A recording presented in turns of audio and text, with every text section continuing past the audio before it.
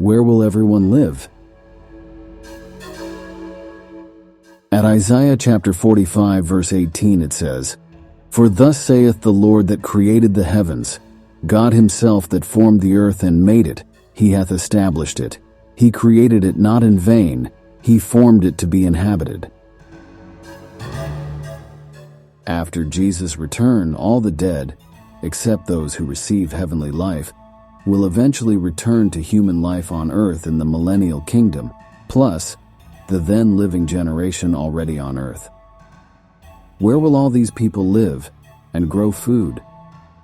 This is often the first objection raised when one hears about the millennial kingdom and the resurrection of the dead. A little calculation may serve to ease some minds on this matter. The World Almanac gives these figures for the state of Texas, USA.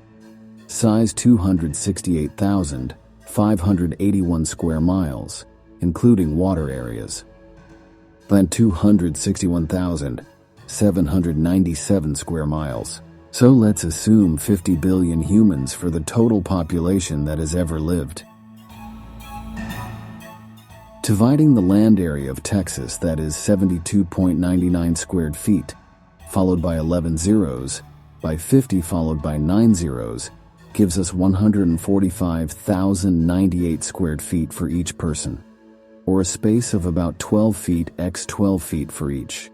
Of course, no one could live on such a small space, but it shows how much of Earth's surface is, theoretically, available for all the people to live on and to grow their food.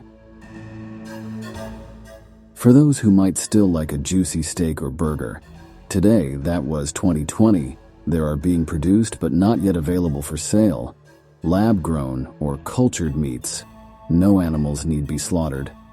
This is real meat, grown from a sample of muscle tissue. Note this, from Scientific American, September 14, 2018. Imagine biting into a juicy burger that was produced without killing animals. Meat grown in a laboratory from cultured cells is turning that vision into a reality. Several startups are developing lab-grown beef, pork, poultry, and seafood. And of course, there are plant-based substitutes for meat that are currently more or less satisfactory. Thus, large grasslands and pasture lands may be available for other uses. The land will no longer be polluted or depleted of nutrients such as vitamins and minerals. The water will be pure. The people will not need to eat as much food to get all the nutrition they need. And as people progress towards perfection, they will digest and assimilate foods more efficiently and with less waste. Climate extremes will be moderated. Patterns of rainfall will possibly change. Extreme storms, earthquakes, floods, etc. will be minimized or eliminated. These favorable conditions will tend toward larger, more dependable crops. Then shall the earth yield her increase, and God, even our own God, shall bless us. Psalm 67:6. Eventually, there will be no more weeds, plant diseases, or destructive insects.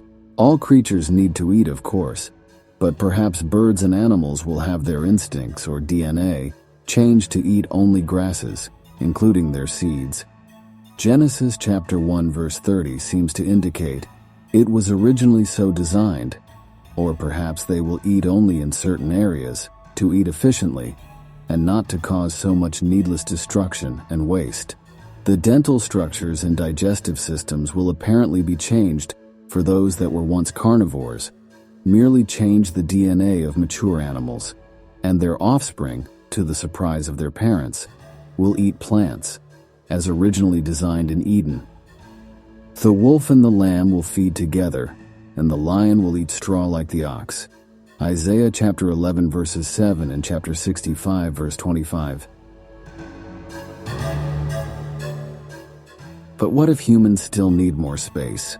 Humans now live on only a portion of the earth, mostly because of extreme climates and lack of water.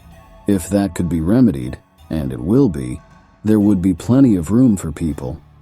Land that is useless now, such as salt flats, open pit mines, contaminated dump sites, garbage landfills, paved over areas, etc., will be reclaimed and made productive.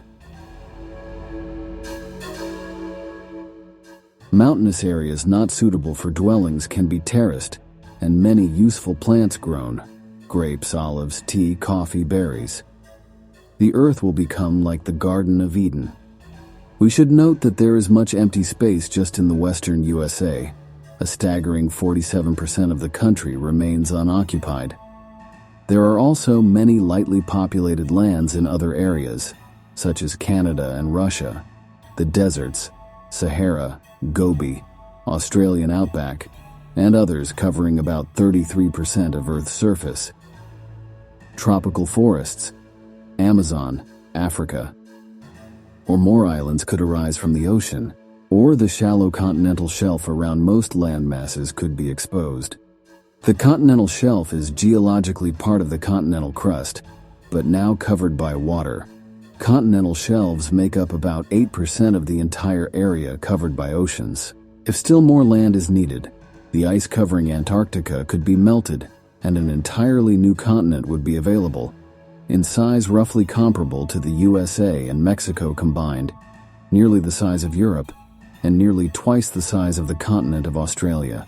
The Dawn magazine of April 1952 says, "Once before the land under the ice caps was suitable for vegetation, why not again?"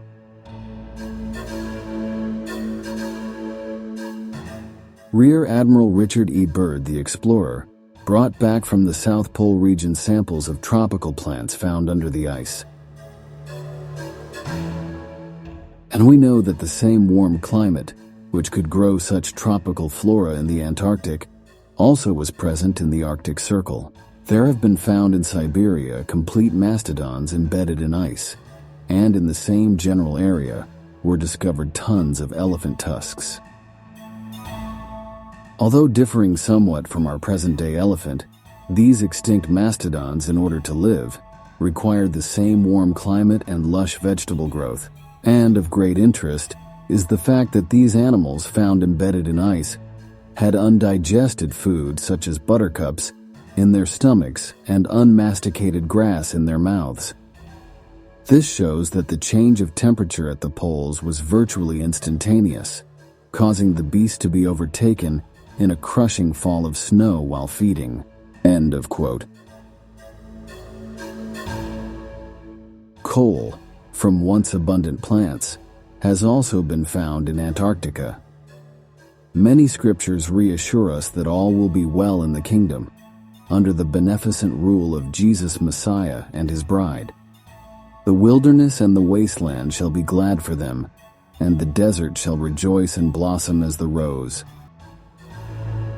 Then shall the earth yield her increase, and God, even our own God, shall bless us. Psalm 67, verse 6. Water shall break forth in the wilderness, and streams in the desert. The burning sand shall become a pool, and the thirsty ground springs of water. The haunt of jackals shall become a swamp. The grass shall become reeds and rushes. Isaiah chapter 35, verse 6 and 7. The tree of the field shall yield her fruit, and the earth shall yield her increase, and they shall be safe in their land, and shall know that I am the Lord, when I have broken the bands of their yoke, and delivered them out of the hand of those that serve themselves of them. Ezekiel chapter 34, verse 27. God the Almighty and his Son Jesus Messiah are fully capable of meeting every need of humanity now and forever. Oh, the depth of the wealth of the wisdom and knowledge of God! How inscrutable his judgments, how trackless his footsteps!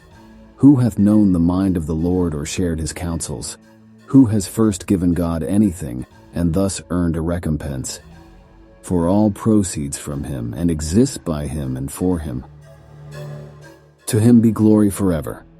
Romans chapter 11 verses 33 to 36 from the Weymouth translation. And at Genesis chapter 8 verse 22 God promised, "While the earth remains, seed time and harvest, cold and heat, winter and summer, and day and night shall not cease.